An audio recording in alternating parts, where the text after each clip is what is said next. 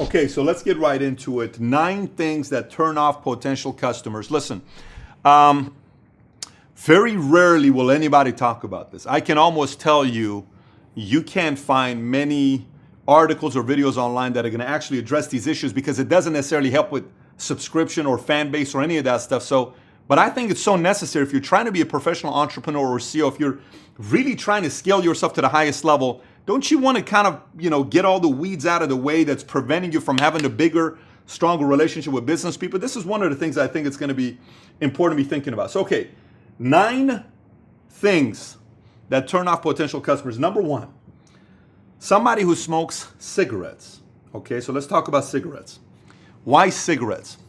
So this week, my father was in town from LA visiting again. We typically have a certain sushi joint that we go to that I like in Dallas. And so this time it was closed. So I took him to a new one. I looked online and I saw a spot about a half a mile away from my house that was 4.5 star, 88 reviews, 4.5 stars. So I said, let's go to it. So we went to this place and I'm sitting there and the waiter comes. The waiter comes and he's standing a feet away from me getting ready to take the order. I'm sitting, he's over here, and I start smelling cigarette, heavy cigarette. Immediately in my mind, I'm checked out. I'm never gonna go to the sushi spot ever again. Now you may say, Pat, you're judgmental for doing that. Not at all. I'm the customer, I'm buying, I wanna go to a place that I buy that I feel good, and the service is good. Now you may say, well, Pat, how do you know the service is bad? It's not about how I know the service is bad. The mind is an imaginative mind. So my mind immediately went to this. My mind went to, wow, man, he probably had a smoke break and he probably smoked multiple cigarettes because he smells pretty strong on the cigarette side. And he's probably, I don't know if he's washed his hands. He may have not had washed his hands. And he's going to go out there and carry my plate and he's going to bring my plate and I'm going to hold it. I'm going to smell the cigarettes. It's going to bother me. I can't eat the sushi. So in my mind, we stayed because nothing else was open. This was a Memorial weekend. Nothing else was open. The bill ended up being $121. I eat sushi twice a week. The other sushi spot that I like to go to is 4.5 miles away from my house. This is a half a mile from my house. Watch this. $121. Let's just say I just go there once a week. 121 times 52 weeks in a year. You know how much money that is? It's roughly $6,000 some dollars per year. Okay. $6,300 or something per year. If I go there for 5 years, 5 times $6,300, that's $31,000 they lost over a 5-year period. If I go to sushi spots, I always take friends and family. So imagine the people that I take to introduce to this sushi spot, okay? That adds another $60,000. That's $100,000, $90,000 potentially. This restaurant owner lost that he doesn't know about. You see, if I owned a restaurant, one of my first questions would be, do you smoke cigarettes? Because customers don't like smoking cigarettes. Their imagination goes to a whole different place. So number 1 is cigarettes. In sales, if somebody comes to my house and they want to sell me something, I smell the cigarettes, I'm automatically checked out because I can't wait for them to leave because I don't like the smell. And believe it or not, most people don't like the smell of cigarettes. I'm not trying to harp on this. I did a Facebook mentions a couple weeks ago and I brought this up. Somebody got very upset about the fact that I said cigarettes, but it's just a reality part of it. You lose a big chunk of business by smoking cigarettes if you're in the sale. Now, if your business is all purely call and nobody can smell it, thank God they can't smell the cigarettes over the phone. But if it's something you're touching people, you got to realize it's affecting your business. Number 2, odor, hygiene. Let me explain what I mean by odor, hygiene. Yellow teeth. Yellow teeth is a turnoff when someone's buying something from you or they're doing business with you. This is all if you are in the service or in the sales business or you're in the sales world or business or you're an entrepreneur where your image matters a lot. Your entire image matters a lot, right? So odor, let's talk about odor. Yellow teeth. Yellow teeth is a byproduct of what? It's either alcohol, it's either coffee, or it's cigarettes, right? So all those 3 cause yellow teeth, and it could be a part of you not brushing your teeth twice a day. It could be a part of you, it could be a part of you not doing teeth whitening. All those stuff could be a part of it. It's a turnoff in the world of business. Another part of odor is BO, body odor, right?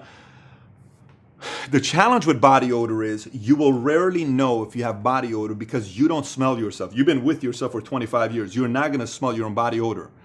But generally, you know how everybody has a friend that's pretty honest with them, or a relative or a brother or a sister or a family member? Ask that person. Don't ask the person that's afraid to tell you the truth. Ask the person that's pretty direct. Look what they'll tell you. Hey, yeah, you smell a little bit. Okay, great, right? Does that make sense? Now I know I need to adjust. So body odor, shower twice a day. Once in the morning, once at night. Don't go to sleep without showering. Wake up in the morning with a shower. Just make sure your body odor is being, and if you're gonna do body odor, maybe shower with something that has a decent scent. Another one is excessive amount of cologne. Some people, you go to a nightclub, everywhere it's cologne, cologne, cologne. I'm thinking girls like this. Gentlemen, cologne goes like this. Once here, boom, boom, boom, boom, boom, boom, boom, boom, boom. That's it. You don't need any more than that. When you do too much, you're overcompensating for something you are hiding. That's all part of BO, body odor and hygiene that you can take care of. Next, one of the turnoffs that why people you lose potential customers is small lies. When you're telling a presentation and you catch a lie here and a lie here, you lose me. I'm automatically not doing business with you, because if you can tell me 3, 4, 5 lies in a row, you're probably going to give me a big lie as well, right? So I'm paying attention for things that are inconsistent with the presentation you're given. So it's very important for you to not have any small lies being done in your world as you're doing business. Next one, number 4, too pushy. If you're too pushy, people don't like too pushy salespeople, because it reminds us of car salesmen, or reminds us of certain, whatever it is, too pushy. I don't like. I'd rather have you take a little bit more effort than try to push me on buying something, which I'm going to cancel tomorrow anyways. So what's the real benefit of you pushing me buying something today, right? Then the complete opposite side is like right now people said, yeah, I'm not like that. This is why, my customers love me. Yeah, but you're not closing that much. So your effort also doesn't work. Then there's the people that are way too soft. Okay, this is the fifth turn off. Way too soft. Would you like this? Do you want to buy this? You want to give us a shot? What do you think about this? Is this okay? That's also a turn off, because my feeling when I see that energy means you don't even believe in your own product. I want somebody that's assertive. So John, is there any reason why we shouldn't do business together? Yeah, there is. I have a concern with this. Okay, tell me what are your thoughts on this area? Instead of, why don't you buy it today? Why don't you buy it? Come on, man, let's buy it today. Come on, bro, let's buy it today. Come on, buy. No. Questions. And then there are people that are too soft and too, oh, you don't want to buy it today? Okay, sounds good. Well, thank you so much. Thank you. I don't want that either. I want you to make an effort to close me, right? But I don't want you to be too pushy. I don't want you to be too soft. Number 6, looking somebody in the eyes. It's very important that somebody looks me in the eyes. People like it when someone's able to look at you in your eyes, because they're not hiding anything. Here's what I do. Here's who I am. This is what I'm doing. I got nothing to hide. You want to do business? This is what we got going on. Great. It's a turnoff if you do one of these all the time. If you can't look at people in the eyes, and there are people that do this, how you feel about that? I don't feel good about it. Neither do people that want to do business with you. So when you're talking to somebody, how you doing, John? Pleasure meeting you. Boom. Look at them in the eyes. Okay. Next, delivering on promises. Let me explain what I mean by delivering on promises. If I do business with somebody and they tell me, oh, the moment I leave this place, I'm going to send you an email with the draft and all this other stuff, you should get it within the next 30 minutes. If I don't get that email, but I get it a day later and they use this sentence, I got caught up yesterday, I had and anything they give me is an excuse, anything. That person's probably not going to deliver on their promises. And they're thinking about this, okay? Oh, tomorrow I'm going to have my assistant call you and get all this stuff started. I don't get a call tomorrow from my assistant. Don't bother calling me the next day. If you're a professional, have your assistant call me tomorrow. And remind them and oh, you know what, my assistant sometimes, nope, it's not your assistant, it's you. You messed it up. By the way, these are mistakes that you make that somebody, a mentor, points out to you, and you got to improve as well. I'm simply telling you on areas that you may be losing business that you need to get sharper in. Next, facade, authentic. When I'm trying to buy something from somebody and they're not being themselves, it's too much of, well, let me tell you who I am. Let me tell you, what I got. It's too much of a facade and it's not themselves. It's a turn off. It's too fake. We don't like that. We don't want to do business with somebody like that. I had a guy that I did business with. I'm the best mechanic in Upland. Best mechanic in Upland. I had an issue with a S600 of mine. And I said, look, I'm selling a car next week, but it's got an issue with the check engine light. You got to fix it. He says, no problem. He goes, looks at it, comes back, oh, this is a 45, this is a major issue. You need a part that I can get, but it's only this guy. It's going to cost us $2,500 to get it. And he knew I'm selling it next week, right? He knew I'm selling it next week because it was a mechanic of a family member. So I said, no problem. I had no choice. So I had him do it, and I go get it, and I drive it back. The next day, the S600 gave me problems again. I took it to my local guy because Upland was an hour and a half away from me. He says, Patrick, I don't want to, is this person a relative? I said, it's somebody that my family, introduced me to. He says, I hate to, come in between you and your friend, but I just want you to look at this real quick. So I'm going to look at it. He did the whole shimmy jab. You know what I'm talking about with and tied it up. And I called him. I said, look at this. What'd you do here? I mean, this is a family introduced me to you. What type of a business person are you? Is this how you do business? How dare you tell me? I said, this is the second day. This gave me problems. There's nothing that been changed. Tell me what you changed. And he said this. I said, that's not been changed. I had the mechanic talk and he hung up. And I was a mechanic that was used. That's not transparency. That was a facade. That was an act. He lost my business and many people's business around us simply because he tried to get fast money and abuse the customer. And then the last one I'll tell you, some people have a hard time explaining this part, but I'm going to try to do my best to explain it in a way that hopefully will make sense to you. Sometimes I was on Facebook mentions this past Sunday night. I normally do mentions on Sunday night at 10 o'clock Central Standard Time, 8 o'clock Pacific, 11 o'clock Eastern, and we have hundreds of people that join us on Sunday night. And one of the guys asked me a question, and he says, Pat, how much does weight have to do with me being successful? And I said, weight with you having to be successful? He said, yeah, weight. I said, okay, it's a great question. It's a tough question because I'm going to give you my honest opinion. He says, tell me. I said, look, whenever I am buying something from somebody who is dramatically out of shape, I'm not talking about 10% above your body weight that your body can carry. If your body weight can carry 150 pounds, you're at 160 pounds, okay, I get it. 165, I get it. But if your body can only carry 150 and you're 230 pounds, you lack discipline. Now, I know today's world in America is so sensitive that people are very quick to post a message on the bottom and saying, shame on you, it's offensive, you're an insensitive, all this other stuff, and you don't care about people, all you care about is business. No, I watch people who are extremely overweight, and I've had dinner with them, and I watch their habits. 2 cheesecakes, all this bread, all this heavy stuff at 8 o'clock at night. What are you doing having 2 cheesecakes? You can't afford to have another cheesecake. And having 2 cheesecakes? I'm just going to do it today. It's their famous line. I normally do salad, but just today, another cheesecake, and you're wondering why they're 50, 60 pounds overweight. Oh, but you don't sense it. No, it's an energy issue. Listen, let me explain to you mathematically how I see this. Pat, what does that have to do with business? Everything.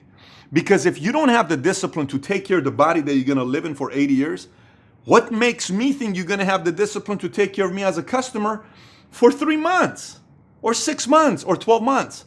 I did business where I had 2 people who were buying and selling a house for me. One of the person that was selling a house for me, this person was not in shape at all, probably 100 pounds over their body weight. This other person that was my real estate agent, this person ran 5 miles a day, worked out 4 times at the gym, and exact great body shape. This person was 15 years older than this person. This person had kids and grandkids and everything that they were taking care of. This person did not. Watch this. Every single time I called the out of shape person, not one time did they pick up the phone call. Every single time I called this person, they always picked up the phone call. Maybe a phone call like this. Hey, Patrick, I'm something with you on the other line with a customer. Can I call you back in 10 minutes? No problem. I could never get this person to pick up the call. It's laziness. It's I'll do it later. It's that mindset. Why? Mathematically, watch this. If this cup can only carry 16 ounces, okay? And I try to force myself to put 50 pounds on top of this. What's going to happen with this thing? It's going to get crushed, right? This body of mine is created to carry a certain amount of weight. Anything above, and I've experienced this, my body can carry around 225, 230 pounds. So if I'm at around 240, 245, I'm good. If I hit 255, my body's struggling to carry this 30 pounds. Now imagine some are 150 and they're 240. The body is carrying 90 pounds additional that they can weigh. That's like constantly doing squats and you're walking around all day with additional 90 pounds. Can you truly effectively work for 13 hours? No, you can't. You may effectively work for 7 hours. You're yawning at 3 o'clock in the afternoon. That's success. That's business. That's when the real guys get to work. I mean, the real competitors get to work 3, 4, 5. They start early, but they're getting to work 3, 4, 5 o'clock. I mean, they're like 6, 7, 8, 9, 10, 11. They put in their kids down. They're working 10, 11 o'clock. They're putting it's 12 o'clock. They're still working. And boom, 5:30 in the morning, they're up. Let's get to work. Because the body's picking up what it can carry. So I'm not trying to tell you this. And believe me, many people on this video are going to love to share this video with other people because they're afraid to say what I'm saying in this video here. But it's the truth. I've ran a sales organization now since I was 21 years old. And every single time I sat with a guy that was going through this or a gal, and I'd pull them aside and I would tell them, I would say, you know, I love you. You know, I care for you. You know, it's not just business. I want to see you win as well. I looked at your numbers and I'm telling you, every time I watch you get tired too early. You get tired too early. You give up too quick. Somebody on a phone call says, I'm not interested. From the first, I'm not interested. You hang up. Every time you go on an appointment, smallest thing happens. You can't wait to come back home. You can't wait. And I said, your weight is an issue. You need to drop around 30 pounds. And I'm telling you right now, you dropping 30 pounds, your income's probably going to go up 50 to 100% next year if you drop this weight. Oh, my Pat, you know, typically the reaction is all positive. Pat, you're right, man. You know, I've been promising myself to go out there and get in shape and da. So it's not like they're coming from a place, and I'm not trying to embarrass anybody. But man, your weight plays a big role. If you're an athlete in sports and you put on 50 pounds, Clippers, Lakers, they're all going to get rid of you. You ain't going to play in the NBA for too long. In the world of sales and business, you know who fires you? Not the Lakers, not the Yankees. Your customers fire you every single day by saying no to you. And you don't even know it. It's a turnoff. And it's something you can control. To all my sensitive folks out there that are going to say, shame on you because you don't know what it is to be big bone. I don't know what it is to be big bone. Maybe I don't know what it is to be big bone, but I know what it is to not eat pizza. Last time I ate a Big Mac was in 1997, September. How do I know that? Because I finished boot camp. And when I finished boot camp, I went out, I ate a Whopper and a Big Mac. Same day, I threw up all over the place. And I used to work at Burger King, so I've had many Whoppers, many Big Macs. I feel lethargic after I eat a Big Mac. I may eat a slice of pizza or two, maybe once every 2 months. Because I know I'm now 30-some years old, closing in on 40. When I eat, I feel heavier. My body keeps it now. I used to drop it, but it keeps it now. These are disciplines that you actually can do something about. And I guarantee you, people want to do business with somebody where the vibration and the energy is high. They feel good about it. They do, and your weight plays a big role in it. So 9 things that turn off potential customers. And to some of you that had the guts and the courage to watch the entire video here, and some of it is pertaining to you, I applaud you. I don't know you. You don't know me one-on-one. Maybe we don't have a relationship. Maybe we do, and this will never come up to you and I. But I want to applaud you. I want to applaud you because it starts off with us wanting to address areas that are sensitive areas to want to improve in that area. If you didn't like anything I had to say today, you are more than welcome to unsubscribe. Although, if you can throw me my pillow, man, I hope you don't, because we have a goal by August 31st. Our goal is to get to 100,000 subscribers on Valuetainment. I believe our channel is second to none on YouTube. I see a lot of YouTube channels that's about entrepreneurship. I see many of them that are about entrepreneurship, but it's a lot of motivation. You can do it. You shouldn't do it. You should do this. You should do that. But I don't see a lot that's about how to. This is why I believe we can go pound for pound with any YouTube channel on entrepreneurship. So if you haven't subscribed yet, please do so.